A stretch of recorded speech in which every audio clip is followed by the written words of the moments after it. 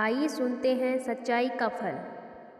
किसी नगर में एक बूढ़ा चोर रहता था। 16 वर्ष का उसका एक लड़का भी था। चोर जब ज़्यादा बूढ़ा हो गया तो अपने बेटे को चोरी की विद्या सिखाने लगा। कुछ ही दिनों में वह लड़का चोरी विद्या में प्रवीण हो गया। दोनों बाप बेटा आराम से जीवन व्यतीत करने लगे।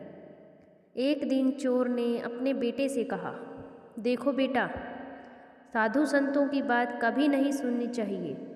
अगर कहीं कोई महात्मा उपदेश देता हो तो अपने कानों में उंगली डालकर वहाँ से भाग जाना, समझे? हाँ बापू, समझ गया। एक दिन लड़के ने सोचा, क्यों न आज राजा के घर पर ही हाथ साफ कर दूं। ऐसा सोचकर उधर ही चल पड़ा।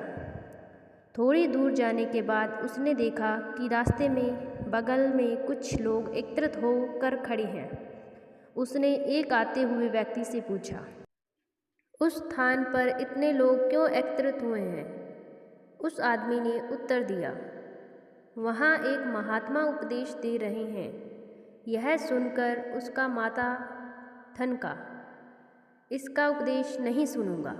ऐसा सोचकर अपने कानों में उंगली डालकर वह वहाँ से भाग निकला।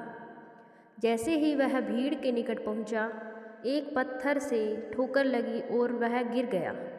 उस समय महात्मा जी कह रहे थे, कभी झूठ नहीं बोलना चाहिए। जिसका नमक खाएं उसका कभी बुरा नहीं सोचना चाहिए। ऐसा करने वाले को भगवान सदा सुखी बनाए रखते हैं। ये दो बातें उसके कान में पड़ी। वह झटपट उठा और कान बंद कर राजा के महल की ओर चल दिया। वहाँ पहुंचकर जैसे ही अंदर जाना चाहा कि उसे वहाँ बैठे पहरेदार ने टोका, अरे कहाँ जाते हो? तुम कौन हो? उसे महात्मा का उपदेश याद आया, झूठ नहीं बोलना चाहिए। चोर ने सोचा, आज सच ही बोल कर देखो। उसने उत्तर दिया, मैं चोर हूँ, चोरी करने जा रहा हूँ। अच्छा जाओ। उसने सोचा, राजमहल का नौकर होगा, मजाक कर रहा है। चोर सच बोलकर राजमहल में प्रवेश कर गया। एक कमरे में घुसा। वहाँ ढेर सारा पैसा तथा जेवर देख उसका मन खुशी से भर गया। एक थैले में सब धन भर लिया और दूसरे कमरे में घुसा। वहाँ रसोई घर था। अनेक प्रकार का भोजन वहाँ रखा था। वह खाना खाने लगा। खाना खाने के बाद वह थैला उठाकर चलने लगा कि तभी फिर महात्मा का उपदेश याद आया, जिसका नमक खाओ उसका बुरा मत सोचो।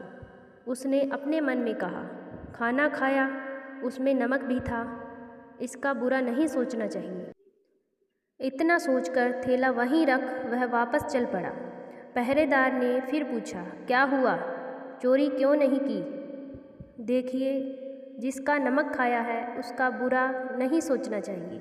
मैंने राजा का नमक खाया है, इसलिए चोरी का माल नहीं लाया, वहीं रसोई घर में छोड़ आया।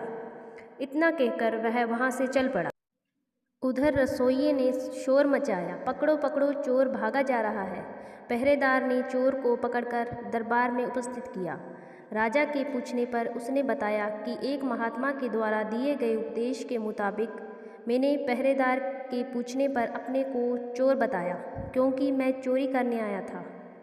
आपका धन चुराया, लेकिन आपका खाना भी खाया जिसमें नमक मिला था, इसलिए आपके प्रति बुरा व्यवहार नहीं किया और धन छोड़कर भागा।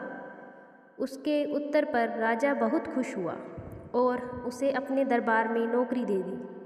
वह 2-4 दिन घर नहीं गया तो उसके बाप को चिंता हुई कि बेटा पकड़ लिया गया।